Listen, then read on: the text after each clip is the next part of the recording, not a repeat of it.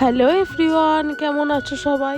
দিনটা ছিল শ্রাবণ মাসের চতুর্থ সোমবার। যেহেতু সোমবার সোমবার করে আমার বরের দোকান ছুটি থাকে, তাই সমস্ত কিছু কাজ সেরে দুপুর 12টা নাগাদ বেরিয়ে পড়েছিলাম দুজনে একটু ঘুরতে। আর আমাদের ঘোরা মানেই তো জানো রায়পুর গঙ্গা নদী। তোমরা আবার এটা ভেবো না যে আমাদের এখানে কোনো ঘোরার জায়গা নেই। আমাদের এখানে ঘোরার জায়গা অনেক, যেমন রায়পুর গঙ্গা নদী, স্বামীনারায়ণ মন্দির, আরো অনেক ছোট ছোট জায়গা আছে ঘোরার। যেহেতু রায়পুর গঙ্গা নদী আমাদের বাড়ির একদমই কাছে, তাই বেশিরভাগ সময় ওখানেই যাওয়া হয়।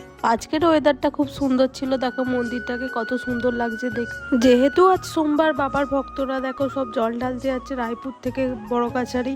এখন আমরা যাচ্ছিলাম বাড়ির দিকে, যেহেতু অনেকটাই দুপুর হয়ে গেছে। বাড়িতে যাওয়ার আরো একটা কারণ আছে, আমার একটা পার্সেল এসেছে। দেখো পার্সেলটা এখন রিসিভ করা হয়ে গেছে।